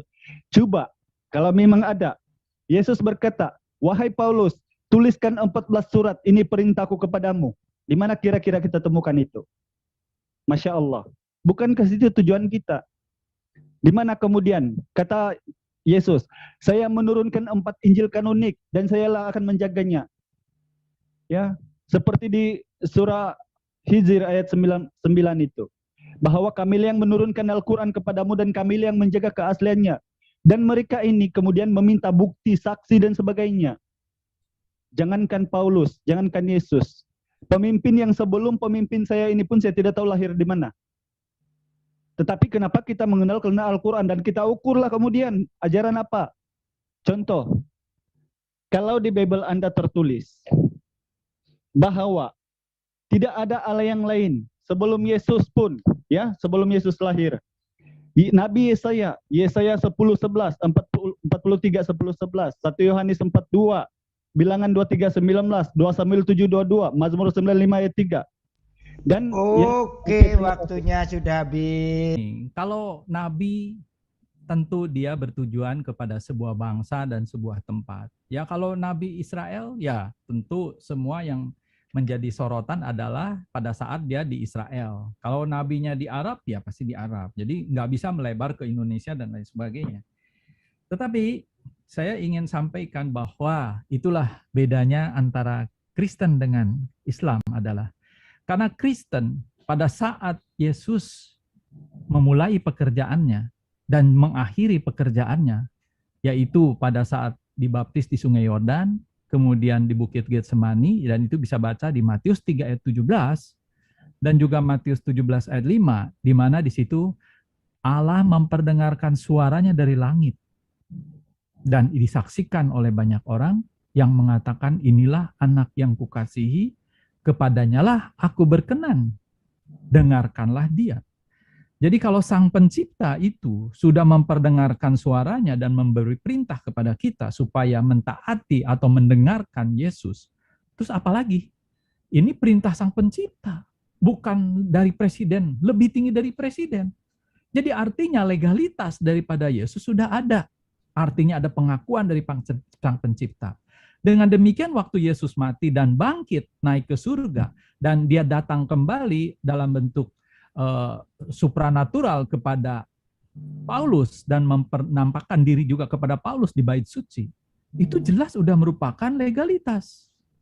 Artinya di sini bahwa keberadaan Paulus itu udah mendapatkan legalitas dari Sang Pencipta secara estafet. Nah, itulah sebabnya saya bertanya, adakah Allah menyatakan dirinya kepada Muhammad? Karena kalau tidak menyatakan diri kepada Muhammad, maka jelas bahwa itu adalah hanya pencatutan nama saja. Karena pertanyaannya kembali, apakah Jibril ini sama dengan Gabriel? Saya tegaskan itu berbeda. Karena Gabriel mengatakan pada waktu kelahiran Yesus kepada Maria maupun kepada para gembala, jelas dikatakan bahwa Yesus itu Tuhan. Tetapi kepada Muhammad mengatakan Isa itu adalah Nabi. Itu aja udah bertolak belakang. Belum Daniel 9 ayat 25 mengatakan bahwa Mesias the Prince itu akan mati. Artinya Yesus itu mati. Tetapi Jibril di An-Nisa 157 mengatakan tidak mati disalib. Jadi nggak mungkin Jibril ini sama dengan Gabriel. Jadi siapakah Jibril ini? Jadi Anda mendapat pewahyuan yang tidak langsung. Bagaimana Anda bisa mempertanggungjawabkan? Bagaimana kalau Anda nanti di akhirat begitu datang dikatakan, saya tidak kenal. Allah mengatakan saya tidak tahu menau. Saya tidak pernah menyatakan diri ke Arab. Bagaimana? Bukankah di bumi Anda juga sudah tahu bahwa saya tidak pernah menyatakan diri? Loh, ini ada wahyunya. Beberkan secara lengkap. Tapi kalau orangnya atau oknumnya atau Allah itu tidak mengakuinya, mau apa kita? Bukankah itu akhirnya menjadi kita tertipu? Kalau itu terjadi. Jadi artinya sebelum itu terjadi makanya saya tanyakan apakah ada legalitas bahwa itu dari Tuhan. Kalau cuman katanya itu bukan dari Tuhan. Saya beriman kepada Tuhan yang menyatakan langsung. Tapi Anda beriman kepada katanya Tuhan. Makanya saya mau tunjukkan di sini ada suatu perbedaan yang mana ini lihat dari pengakuan daripada Sang Pencipta itu kita bisa lihat ya. Nih, saya coba share screen yang ada. Oke, ya di Al-Hadid ayat 3 di situ dikatakan dialah yang awal, yang akhir, yang zahir dan yang batin. Dan dia maha mengetahui segala sesuatu. Surat Al-Hadid ayat 3. Ya, itu juga bisa dilihat di screen saya sudah muncul. Kemudian saya tunjukkan di dalam Perjanjian Lama di kitab Yesaya 23 ayat 6. Saya udah garisin merah jadi biar gampang. Akulah yang terdahulu dan akulah yang terkemudian. Kemudian ayat 12 juga sama. Akulah yang terdahulu, aku juga yang terkemudian. Itu di kitab Perjanjian Lama. Di kitab Perjanjian Wahyu itu dikatakan aku adalah Alfa Omega. Di ayat 6 dikatakan yang awal dan yang akhir. Kemudian di terakhir dikatakan ayat 16, aku Yesus telah mengutus malaikatku untuk memberi kesaksian tentang semuanya ini kepadamu. Jadi yang mengatakan ini Yesus. Coba Bapak perhatikan di dalam kitab Islam yang awal yang akhir itu siapa? Itu dia. Berarti orang ketiga kan. Kalau Islam mengatakan dia. Tapi kalau di Kristen mengatakan aku yang awal dan yang akhir. Bisa lihat nggak bedanya? Ya, pertama apakah kita Muslim mengimani apa yang di Perjanjian Lama begitulah Tuhan mereka di Perjanjian Lama? Karena di Perjanjian Baru bukan Tuhan kita ya. Itu memang saya akui. Sebab Tuhan kami dulu Yesus. Ya, sementara kemudian bila saya cari Perjanjian Lama rupanya bukan Yesus yang Tuhan, itu Allah Israel, Allah Ishak, Allah Yakub. Dan itu boleh kita buka di Keluaran pasal 3 ayat 15. Coba tolong kita screen dulu. Ya, tadi Bang Kusnadi bertanya apakah kita percaya bahwa Tuhan kita sama dengan Perjanjian Lama. Saya sudah menyebutkan tadi Injil Yesaya 4:3, 10, Maliaki 2:3, 1 Yohanes 4:12, Bilangan 23:19, 2 Samuel 7:22, Mazmur 95 ayat 3. Jadi sekarang kita tambah lagi, apakah sama? Kita screen Keluaran pasal 3 ayat 15. Tolong dipas waktunya dulu Mas, karena ini banyak sekali mau jelaskan nih. Ayat berapa Bang? Keluaran 3:15. Keluaran 3:15. Ada enggak Kang Demang? Tolong dibacakan. Oke. Selanjutnya berfirman Allah kepada Musa, beginilah kau katakan kepada orang Israel, Tuhan Allah nenek moyangmu, Allah Abraham, Allah Ishak, dan Allah Yakub telah mengutus aku kepadamu, itulah namaku itu selama-lamanya dan itulah sebutanku turun-temurun. Oke. Oke. Akulah mengutus aku kepadamu, ini juga kalau seperti yang Bang Kusnadi kutip tadi, bahwa aku ini perketankan pengajaran kepada Rasulullah. Tidak mungkin kemudian nanti Rasulullah berkata aku. Justru mereka semakin tidak percaya. Maka kita kupas lagi di mana tulang Rasulullah begitu. Mereka minta bukti. Nah sekarang kita coba buka surah Al-Baqarah ayat 133. Apakah sama dengan ini atau tidak? Oke. Am kuntum syuhada'a id ahadara Yaqub bal maut id qala li bani ma ta'buduna min ba'di qalu na'budu ilahaka wa ilaha abaika Ibrahim wa Ismaila wa Ishaqa ilahan wahidah wa nahnu lahul muslimun. Apakah kamu menjadi saksi saat maut akan menjemput Yakub ketika dia berkata kepada anak-anaknya, apa yang kamu sembah peninggalanku? Mereka menjawab, kami akan menyembah Tuhanmu dan Tuhan nenek moyangmu, yaitu Abraham, Ismail, dan Ishak, yaitu Tuhan yang Maha Esa, dan kami hanya berserah diri kepadanya. Oke, jelasin. Masya Allah, ya. Jadi kesamaan-kesamaan ini. Bagaimana kemudian dengan Bible sendiri yang tidak bersamaan? Ini di luar pemikiran saya. Dalam satu kitab Tuhannya berbeda-beda, Masya Allah. Apakah mereka tidak berpikir, oke, ini sudah fair, bahwa Islam dan Kristen itu Tuhannya yang dulu perjanjian lama sama. Kitab Torah, bukan kitab Gospel kanonik. Nah sekarang, tentang batu, ya. Tentang batu, biar saya baca aja, insya Allah. Kalau kita buka di Mazmur 118, 22 sampai 23. Oh sebentar, saya jangan ke yang lain dulu. Boleh nggak saya tanya tentang yang tadi? Ya sebentar, ini waktu saya sebentar. Ya. Ini masih gantian waktu ya, bukan? Ya nanti sebentar. Tadi saya mau tanya. Nanti. Ya, tadi saya mau tanya sebenarnya Bang Anu, tapi tidak, ini kan mau mengganggu nanti. Ya. Yang dibuang oleh tukang-tukang bangunan telah menjadi batu penjuru. Hal itu terjadi dari pihak Tuhan untuk perbuatan ajaib di mata kita. Oke? Kemudian Yesaya pasal 28 ayat 16, ya, sesungguhnya aku meletakkan sebagai dasar di Sion sebuah batu yang terpuji, ya, sebuah batu penjuru yang mahal, suatu dasar yang teguh. Siapa yang percaya tidak akan gelisah. Nah, kemudian ucapan Yesus di mana? Di Matius pasal 21 ayat 42 sampai 45. Belum pernahkah kamu mendengar dalam kitab suci, batu yang dibuang oleh tukang-tukang bangunan telah menjadi batu penjuru. Hal itu terjadi bagi pihak Tuhan, sesuatu perbuatan ajaib di mata kita. Sebab itu, aku berkata kepada kamu bahwa kerajaan Allah akan diambil daripadamu dan akan diberikan kepada suatu bangsa yang akan menghasilkan sebuah kerajaan yang begitu banyak, yang begitu besar. Oke? Jadi jelas sebenarnya Bang Kusnadi, kalau di Bible Anda sendiri Anda keliru, boleh insya Allah masih ada ya di Injil Markus 12:10, ya, Lukas 20:16 sampai 18. Begitu juga di Lukas 20 pasal 1. Bahwa ini batu-batu ini yang Anda hina ini selalu dalam di mana-mana grup debat, katanya oh Islam menyembah batu, oh Islam menyembah begitu. Bukan kamu sendiri menghina apa yang tertuang di Bible. Bedanya kemudian adalah kamu di sini mengikuti ajaran doktrin. Apa itu doktrin? Itulah daripada 14 surat Paulus yang kemudian mengangkat Lukas sebagai wartawan untuk menuliskan. Coba kira-kira. Kita buka di Lukas pasal 1 ayat 1. Coba kita sisirin dulu, Bang. Pas dulu waktunya, Bang, kita sisirin dulu Lukas pasal 1 ayat 1.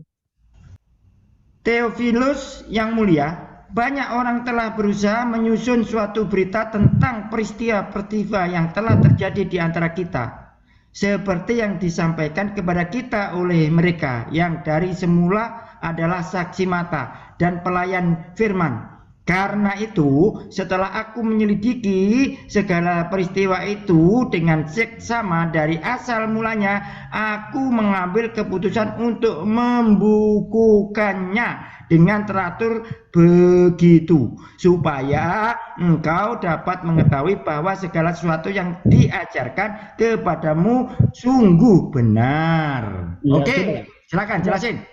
Ya, coba ini jelas bahwa firman Tuhan yang dulu kalanya sudah dituliskan utuh, di sini diselidiki dan dibukukan semula. Nah kemudian coba kita buka lagi Kisah Para Rasul pasal 1 ayat 1. Kita Kisah Para Rasul. Oke. Hai Theophilus, dalam bukuku yang pertama aku menulis tentang segala sesuatu yang dikerjakan dan diajarkan Yesus. Nah, ini buku siapa ini kira-kira? Theophilus. Nah, jadi ternyata di dalam pembukuan Bible itu terlalu banyak yang campur tangan. Bagaimana kemudian kita mengambil acuan ini murni daripada Tuhan, sementara dalam satu perikop, dalam satu Bible, dalam satu rumah yang satu darah daripada Bapak bisa berantakan. Ada yang mengatakan adiknya kau bukan abangku, yang abangnya mengatakan kau bukan adikku. Oke, waktunya sudah habis. Saya jawab dulu ya yang tadi ditanyakan oleh Ya, Pak. silakan. Oke. Saya jawab dulu, nanti kalau disanggah boleh lah ya. Oke, yang pertama adalah kalau di dalam keislaman, batu Hajar Aswad itu bisa memberi salam karena itu hidup. Nah, itu bedanya. Sedangkan di dalam kekristenan, batu penjuru hanya bersifat metafora. Metafora itu suatu perumpamaan bahwa batu penjuru adalah batu yang pertama kali disimpan pada saat mendirikan bangunan. Dialah merupakan titik pertama gitu. Nah, itu simbol aja. Kemudian kaitan kepada Lukas 1 ayat 1, Kisah Para Rasul 1 ayat 1. Di sinilah perbedaan pemahaman. Karena gini, bahwa orang Kristen itu percaya atas kesaksian para rasul. Ya, bisa kita lihat coba di apa kesaksian daripada Yohanes. Nih, saya bacakan di sini ya. Saya share screen-nya lewat itu, tolong dipin ya. Apa yang telah ada sejak semula, ini perkataan dari Yohanes ya. Apa yang telah ada sejak semula, yang telah kami dengar, yang telah kami lihat dengan mata kami, yang telah kami saksikan, dan yang telah kami raba dengan tangan kami tentang firman hidup. Itulah yang kami tuliskan kepadamu. Hidup itu telah dinyatakan, dan kami telah melihatnya, dan sekarang kami bersaksi dan memberitakan kepada kamu tentang hidup kekal yang ada bersama-sama dengan Bapa dan yang telah dinyatakan kepada kami. Apa yang telah kami lihat dan yang telah kami dengar, itu kami beritakan kepada kamu juga, supaya kamu pun beroleh persekutuan dengan kami. Dan persekutuan kami adalah persekutuan dengan Bapa dan dengan anaknya Yesus Kristus. Dan kesaksian itulah yang ditulis disampaikan kepada kami. Jadi manakala ada orang yang membantah bahwa Yesus Tuhan, dia harus punya saksi mata pada saat itu. Anda punya nggak saksi mata pada saat itu sehingga berani membantah bahwa Yesus bukan Tuhan?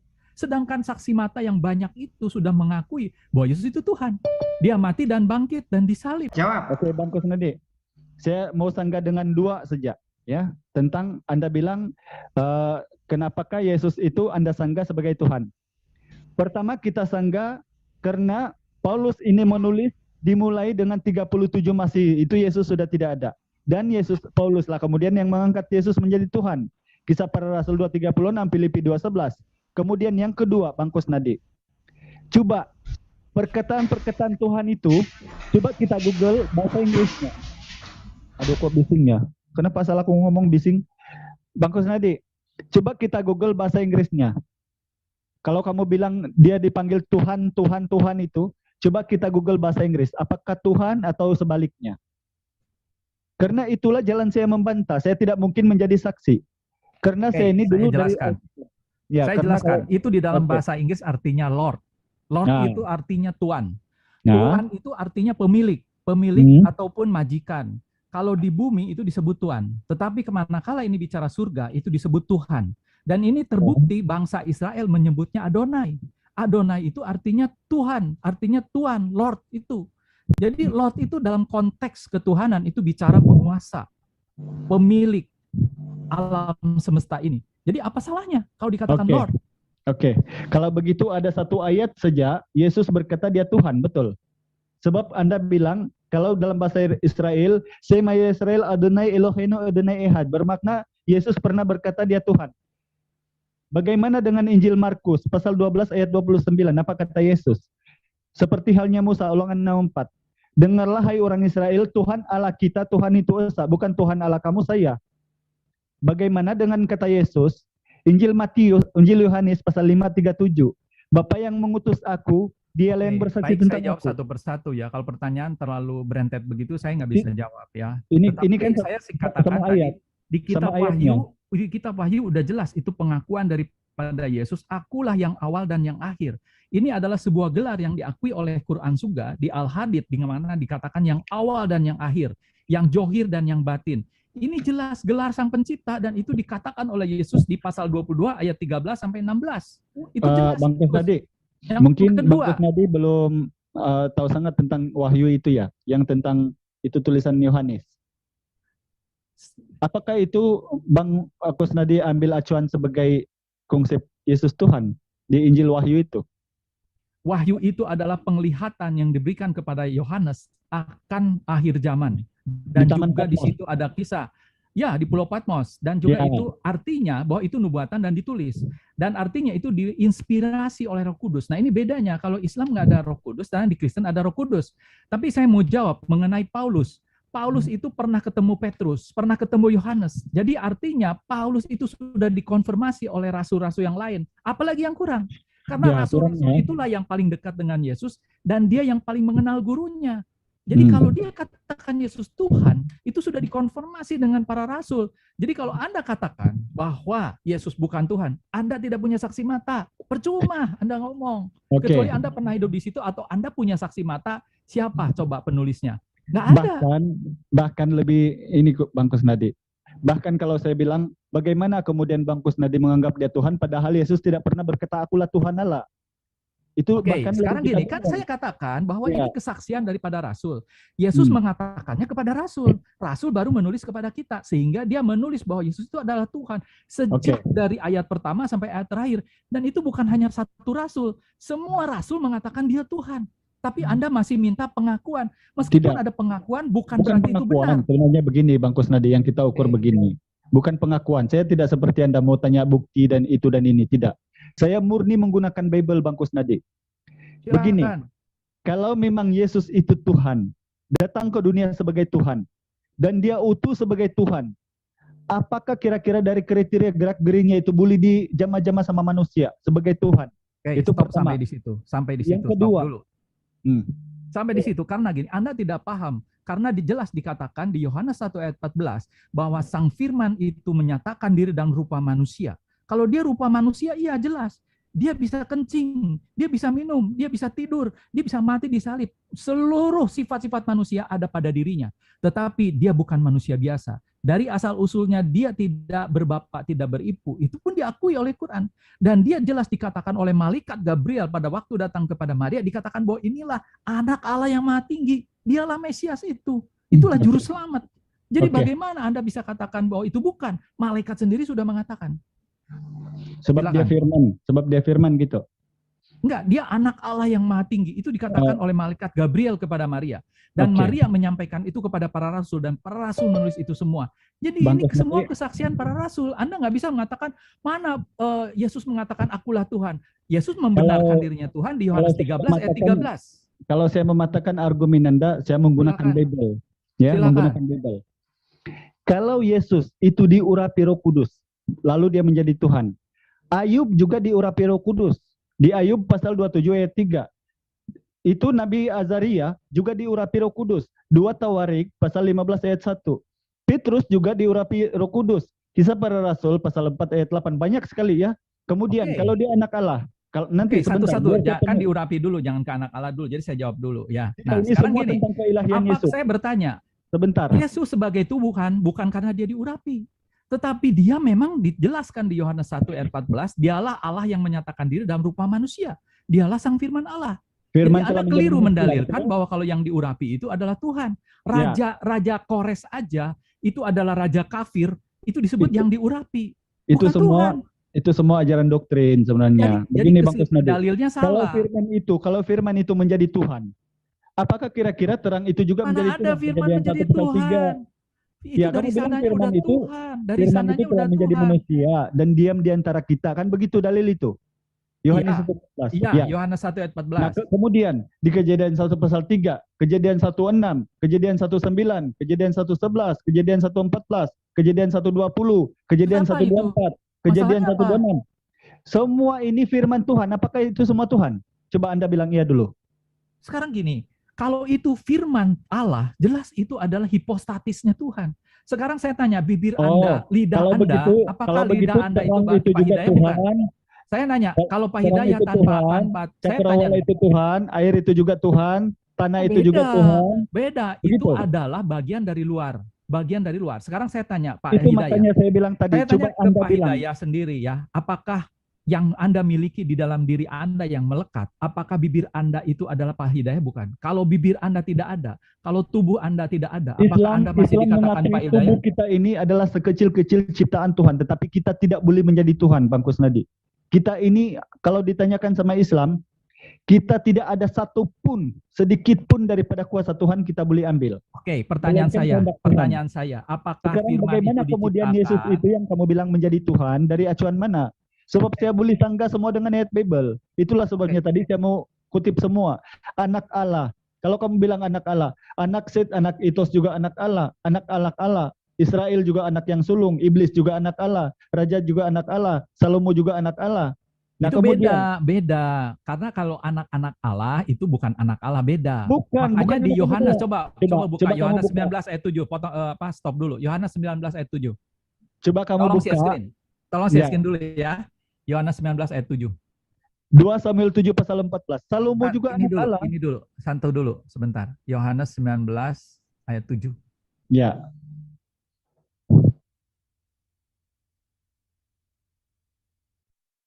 Ya, saya bacakan ya. Jawab orang-orang Yahudi kepadanya, kami mempunyai hukum dan menurut hukum itu ia harus mati sebab ia menganggap diri sebagai anak Allah. Kalau Musa itu bukan anak Allah, tapi anak-anak Allah. Ini berbeda. Orang Yahudi paham. Orang Yahudi paham itu bahwa kalau ada yang ngaku-ngaku anak Allah, itu harus dihukum mati. Itulah sebabnya Yesus disalib. Jadi Anda keliru mendalilkan. Setara dengan Tuhan Anda. Di anak Allah itu artinya setara dengan Allah. Coba kamu buka Injil Mazmur pasal 7 ayat 14. Oke, buka. Oke. Ayat berapa? 2 Samuel 7 ayat 14. Oke, 2 Samuel ayat 7 8 14. 2 Samuel ayat 7, aku akan menjadi bapaknya dan ia akan menjadi anakku. Apabila ia melakukan kesalahan, maka aku akan menghukum dia dan dengan rotan yang dipakai orang dan dengan pukulan yang diberikan anak-anak manusia. Oh, ini anak Enos, anak Set, anak Adam, anak Allah. Ya, itu di Kejadian pasal 6 ayat 24 itu benar, tapi sebentar ya, masih banyak ini sebenarnya. Sebab kalau anak-anak Allah ini di Bible terlalu banyak ini, bukan anak-anak Allah tapi anak Allah. Israel juga itu anak Allah yang sulung loh. Coba buka di Keluaran pasal 4 ayat 22. Engkau harus berkata kepada firman, beginilah firman Tuhan, Israel ialah anakku yang sulung. Nah, benar. Oke. Israel juga anak Tuhan itu. Gimana ini Pak?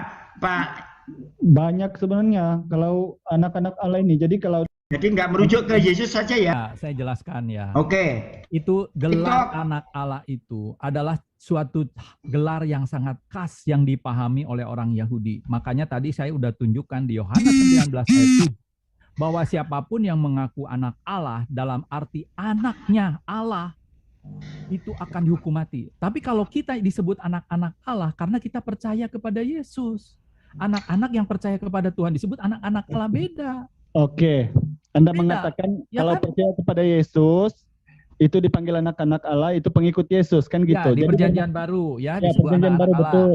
Nah, sekarang coba kita buka di Ayub pasal 38 ayat 6 sampai 7. Malaikat juga anak Allah. Iya. Nah, kemudian bukan hanya malaikat, pada waktu di zaman perjanjian lama itu juga yang namanya bersama-sama dengan Allah, bukan hanya malaikat, termasuk iblis pun disebut anak Allah juga. Iya, betul. Jadi itu gelar daripada anak Allah itu khas. Tetapi begini, maksud saya Bang Kusnadi, di mana saja mau tarik Yesus ini, mau dari firman, mau dari anak Allah, mau dari diurapi, dari surga, naik ke surga, mengampuni dosa, ini disangka oleh Bible. Jadi dari arah mana lagi mau tarik dia? Oke, kira-kira sekarang dari saya arah mana? dikasih kesempatan Sebab itulah saya tanya, ada tidak satu pengakuan Yesus? Sebab kalau yang kamu bilang ini doktrin, yang dia ini menjadi demikian karena demikian, saya sudah bantah. Coba Anda bilang, Yesus itu terjadi dari apa? Sebab itu Anda bilang dari firman. Makanya di sini jadilah terang, jadilah cakrawala, hendaklah air, hendaklah tanah, jadilah benda-benda. Apakah semua itu Tuhan? Sebab di situ semua Nah, ini bedanya berfirman gini. Allah. Kalau di dalam Kristen yang disebut firman Allah itu bagian hipostatisnya Allah. Sedangkan di Islam firman itu diciptakan. Jelas itu malah melanggar prinsip Allah itu Loh, sendiri. bukan Artinya Allah Islam. kalau menciptakan Bukan manusia Islam harus Bang menciptakan Kusnadi. firman dulu gitu. Bukan Islam. Di Kejadian Anda coba buka. Enggak, Kejadian pasal 1 kejadian ayat 3 kami, di sampai kitab 26. kami, yang namanya firman Allah Itu itu adalah diciptakan bagian itu. dari Allah sendiri. Oh, Itu jadi kalau begitu hipostatisnya. air itu Allah begitu. Air itu Allah, terang itu Allah. Bukan. Itu adalah ciptaannya. Tetapi kalau Jadi, firman Allah Yesus bukan itu ciptaannya. ciptaan Anda atau apa? keliru. Yang mengatakan Yesus firman ciptaan Allah atau ciptaan apa? itu Anda sendiri. Islam Luk- mengakui bahwa firman itu Lukas- ciptaan. Kalau Lukas kami pasal tidak 2, mengakui firman Allah itu ayat ciptaan. 11. Bang Kusnadi, Lukas pasal 2 ayat 11. Begitu juga di Gini aja Pak ya, ya. Hidayat. Saya akan tertib. Yesus itu Silakan Bapak ngomong diciptakan. bebas, nanti saya ngomong jangan dipotong. Silakan. Ya, ayo kamu ngomong dulu. Ayo silakan. Tapi jangan dipotong. Ini Kalau dipotong nggak enak ya. ini TikTok, Bang. Buat Ayo, audien, lanjut. buat audien. Jadi gini, saya katakan bahwa kalau firman itu diciptakan, maka Allah harus menciptakan firman dulu, baru menciptakan manusia. Karena di dalam Bible dikatakan, Allah berfirman, jadilah terang. Allah berfirman, jadilah bumi. Jadi masa Allah menciptakan firman dulu, baru menciptakan? Berarti Allah tergantung kepada ciptaannya kalau begitu. Itu pikiran yang salah. Justru firman Allah itu bagian dari Allah itu sendiri. Yang tidak terpisahkan, yang melekat kepada diri. Karena kalau tanpa firman Allah, maka Allah itu bisu. Tanpa roh Allah, Allah itu adalah mati. Itulah sebabnya kita pun punya roh, punya jiwa. Kalau tanpa itu semua, kita juga akan mati. Nah, itulah Tritunggal yang ada di dalam diri kita. Dan kita adalah ciptaan Allah yang segambar dengan Dia. Artinya mirip dengan Allah. Allah itu adalah Tritunggal juga. Dia ada tubuh, jiwa, dan rohnya. Yang disebut tubuh adalah firman-Nya. Yang disebut roh adalah roh Allah. Yang disebut aja Allah itu adalah jiwanya. Makanya tanpa ada sang firman, Allah itu bisu. Tanpa ada roh Allah, Allah itu mati. Makanya saya katakan Tritunggal itu adalah konsep Allah yang benar. Sangat masuk akal. Oke, Oke, gantian. silakan. Nah, sekarang Bang Kusnadi, Anda mengatakan kalau tidak punya roh itu mati. Padahal terang-terang Anda bilang kalau doktrin, kita ini diurapi Roh Kudus, kan gitu. Jadi jangan ditebalikan fakta kalau dengan saya. Saya sudah tahu. Sebab kepercayaan Kristen, ketika kita berdoa, itu kita diurapi Roh Kudus. Jadi, apakah Roh Kudus ini yang Abang Kusnadi bilang yang bila tiada kita akan mati? Itu ruh Allah yang dipinjamkan kepada Adam, itulah yang ditiupkan daripada Adam. Sehingga kita bernyawa, turunannya. Dan apabila itu diambil daripada kita, kita akan mati. Itu memang benar. Tetapi bedanya kemudian adalah kamu bilang Roh Kudus dengan roh daripada Allah kamu tidak boleh bedakan. Seperti halnya Tuhan dengan pencipta. Padahal di Kolose 1 ayat 15 itu, terang-terang Yesus itu diciptakan. Begitu juga Lukas pasal 2 ayat 11. Bahwa dia dilahirkan di kota Daud. Apakah kira-kira Tuhan itu dilahirkan di kota Daud? Sedangkan jauh sebelumnya Abraham sudah mengajarkan bahwa Tuhan itu ada. Dan Adam diciptakan daripada tanah oleh Tuhan. Bagaimana kemudian Yesus menciptakan Adam pada masa itu? Sedangkan Yesus baru lahir di Lukas 22 pasal 11 di kota Daud. Jadi inilah ajaran-ajaran doktrin yang harus kita bahas. Oleh karena itu saya bilang tadi, kemana saja Anda membawa Yesus? Kalau kamu bilang dia dari surga, silakan buka Kejadian 1 pasal Kejadian 3 1, 2, 4, Wahyu pasal 12 12, Yesaya 14 12, Yeskiel 28 12 sampai 18. Ini yang dari surga. Kemudian yang naik ke surga, Kejadian 5 24, 1 Raja-Raja 2 11, Yohanes 3 13 yang naik ke surga. Kalau mengampuni dosa, kata Yesus, bukan dia yang mengampuni. Silakan kamu buka Matius 14 15. Matius 18:35, Matius 11:25 26, Lukas 6:37, Lukas 17:35, Efesus 4:32, Kolose 3:13, Matius 18:21. Bukan Yesus yang pengampun dosa, tapi daripada Allah Bapa. Demikian kata Petrus, ya. Di Yohanes 18 pasal 20 sampai 21, berapa kalikah kami meminta maaf Tuhan, katanya? Meminta maaflah 7 bahkan 70 kali sehari semalam supaya dosamu diampuni. Bukan obo-obo begitu langsung ditanggung Yesus disalib.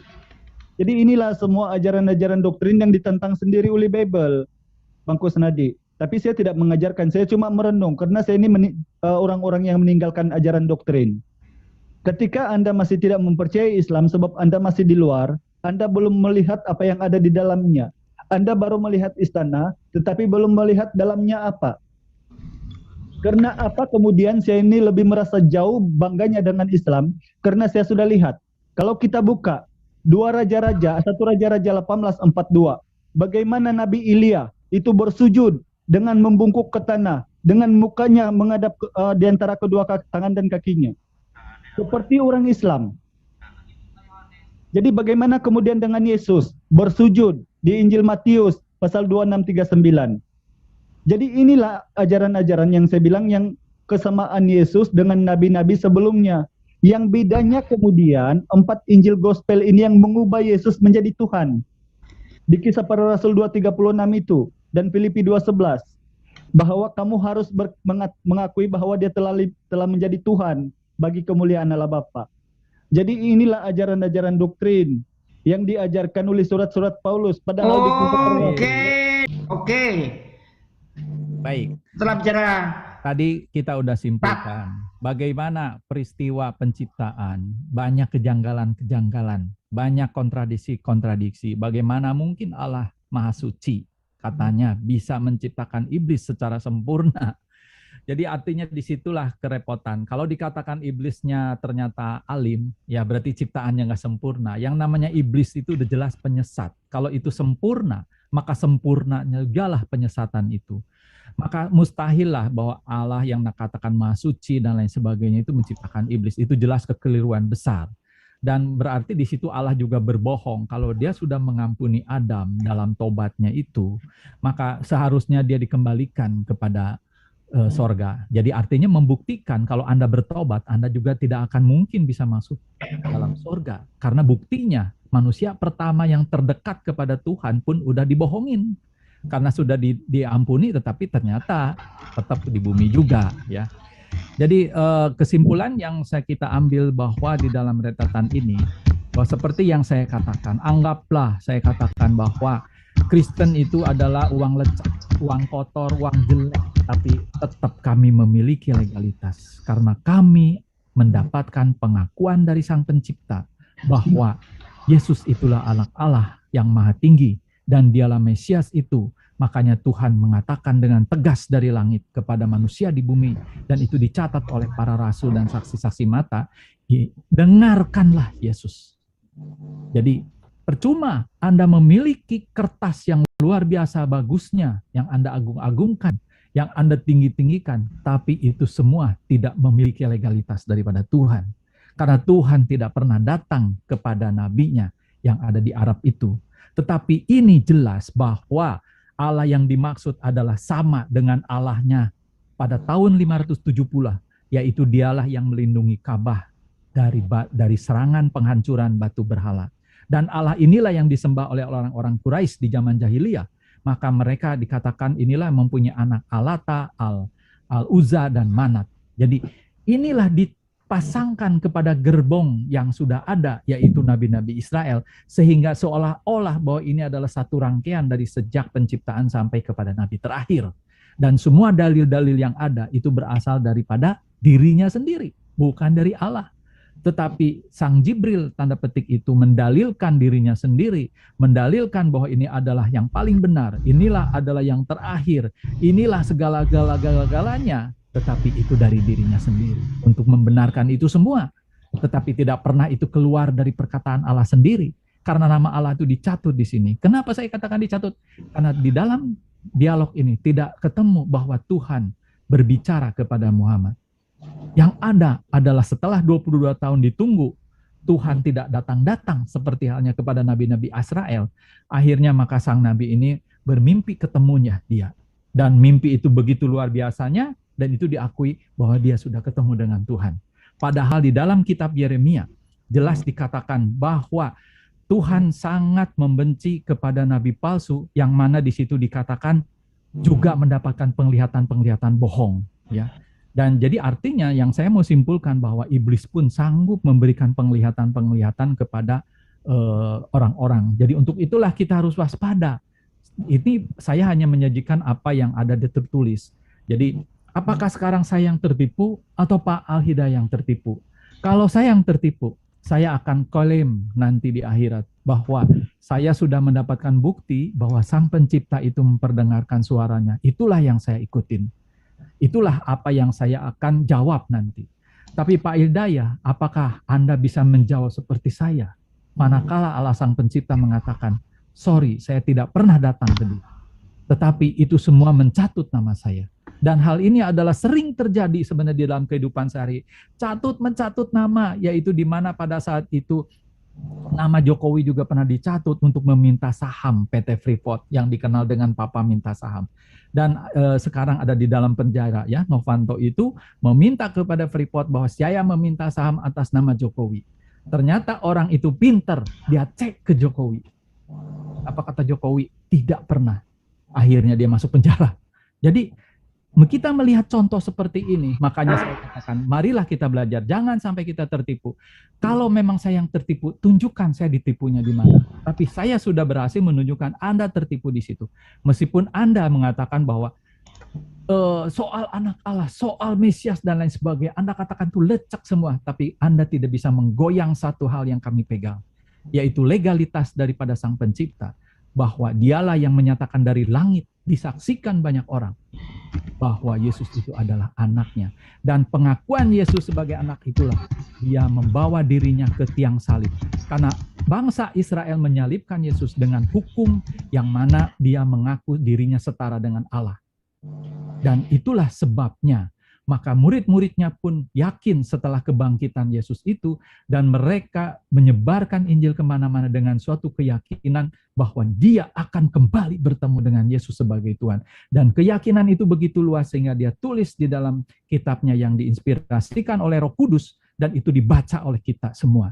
Dan karena itulah mereka semua termasuk Rasul Paulus rela mati demi ketemu Yesus secepatnya.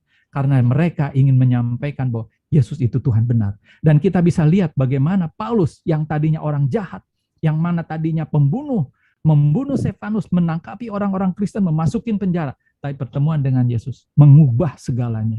Dia menjadi 180 derajat baik dan menjadi penginjil dan luar biasa rela mati dengan yang diimaninya.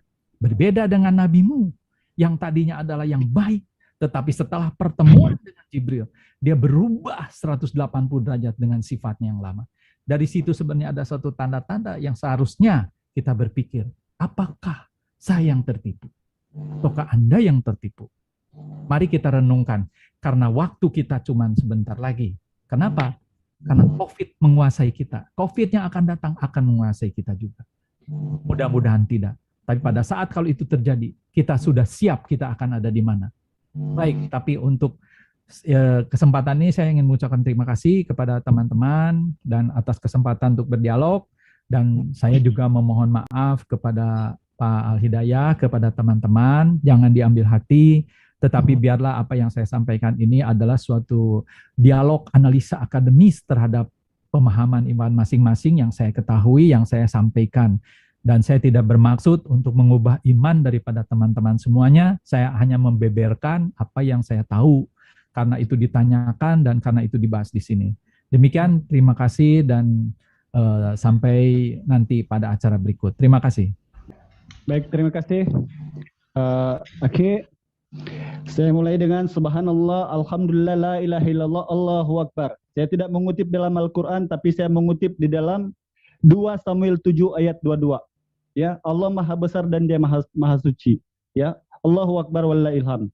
Begitu juga di Mazmur 95 ayat 3. Ya, Allah Maha Besar dan Maha Suci. Oke. Siapakah yang tertipu? Dan siapakah yang penipu? Ya, biar saya tambah. Karena mungkin kalau tertipu tidak cukup komplit, tetapi siapakah yang tertipu dan menipu? Oke. Saya tidak mau secara langsung menyerang sama Bang Kusnadi, tetapi saya ini lebih suka menyerang sama Paulus sebenarnya.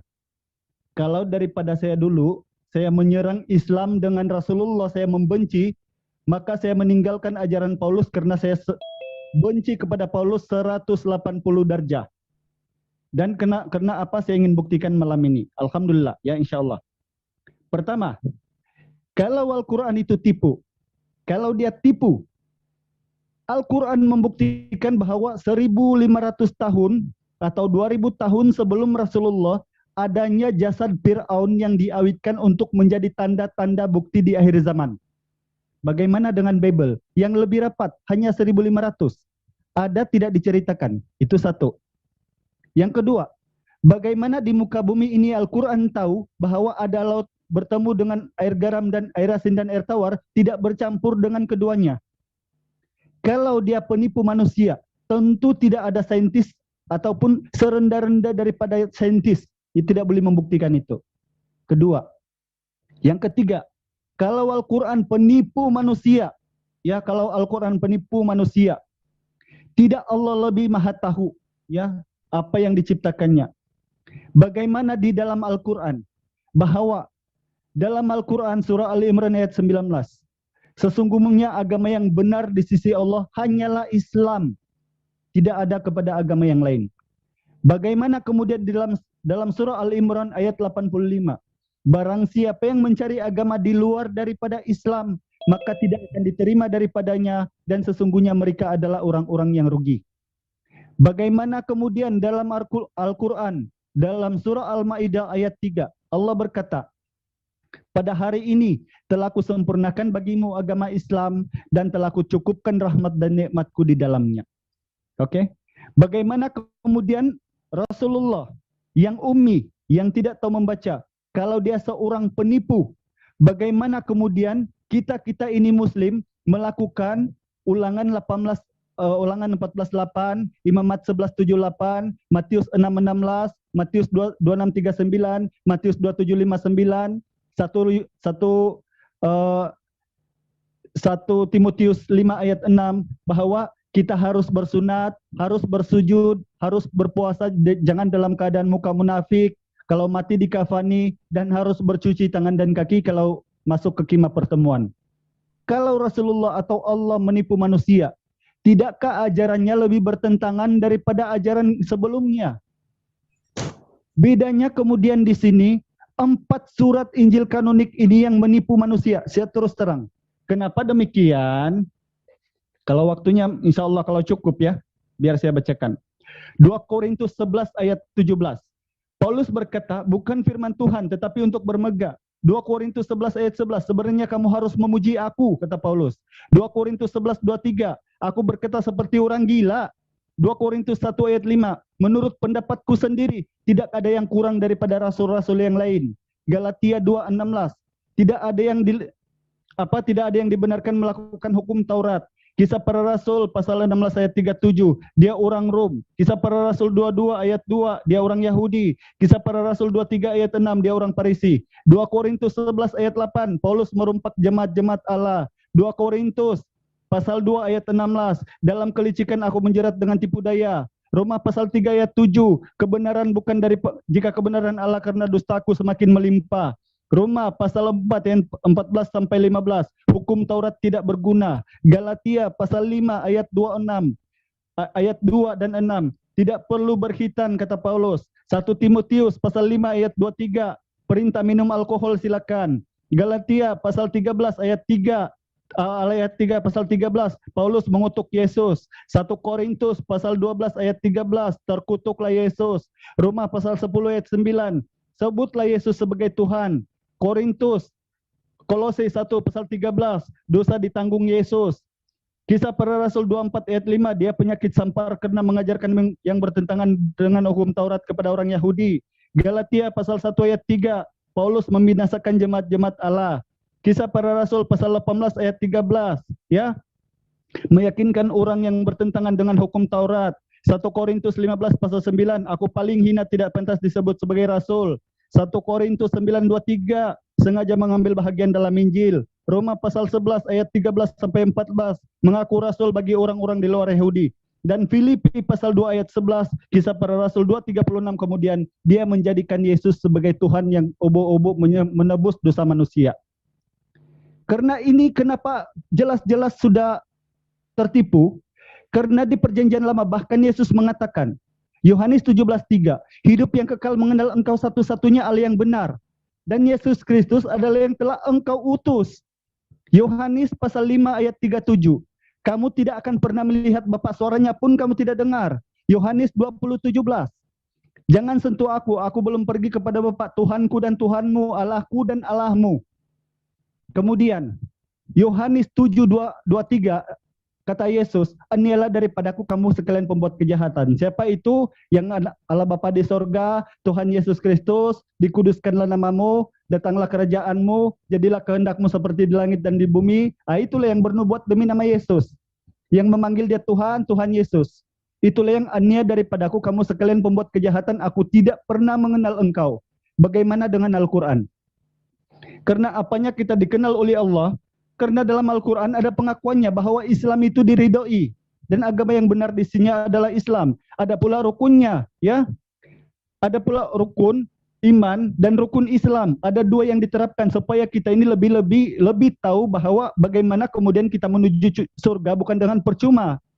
Sebab surga ini bukan pondok. Ya, surga bukan rumah-rumah papan, yang rumah kayu yang dibuat saja begitu. Contoh, kita bagi logika sederhana. Kalau kamu berjumpa dengan Presiden Joko Widodo, apakah kira-kira kamu boleh terus lompat ke sampingnya? Kira-kira boleh tidak? Apalagi sekarang kita zaman COVID, harus meminta swab test, surat kebenaran, surat lintas negeri.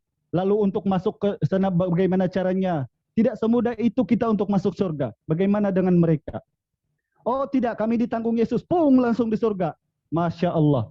Begitu mudahkah surga itu? Sehingga kita langsung masuk. Jadi tolonglah renung-renungkan, karena saya mohon maaf kepada Bang Kusnadi, karena saya tidak menyerang Bang Kusnadi, saya hanya menyerang Paulus. Karena apa yang terima kasih, waktu telah habis, pas 8 menit dihabiskan oleh Bang Hidayat dengan penjelasan-penjelasan yang menohok, sehingga ketuhanan yang esa yang satu adalah sudah disematkan di dalam penjelasan Bang Hidayat. Mungkin ini saja istilahnya sudah berakhir terkait dengan diskusi terkait dengan mana yang tertipu dengan ajaran dari para nabi kita ini, apakah Kristen atau Islam. Ini mari kita pahami, kita cerna dari masing-masing ajaran ini. Mudah-mudahan bisa menambah keimanan kita dan menambah keyakinan masing-masing ajaran yang dipercayainya. Ya, mudah-mudahan ini sebagai tolak ukur kita diskusi yang santun untuk selanjutnya. Mudah-mudahan nanti kita bisa berlanjut lagi dengan tema-tema yang lain, bisa kita kembangkan lagi. Ya, mungkin ini saja dari saya. Apabila dari saya ada kata-kata yang kurang berkenan, dan mungkin itu adalah, kalau memang salah itu dari kesalahan saya, dan kalau memang benar itu adalah dari ilham dari Allah Subhanahu wa taala. Mungkin kiranya dengan adanya diskusi ini mudah-mudahan bisa bermanfaat untuk kita semua. Amin. Mungkin sudah saya akhiri di sini saja. Wabillahi taufik wal hidayah. Wassalamualaikum warahmatullahi wabarakatuh. Dan bagi yang mau diskusi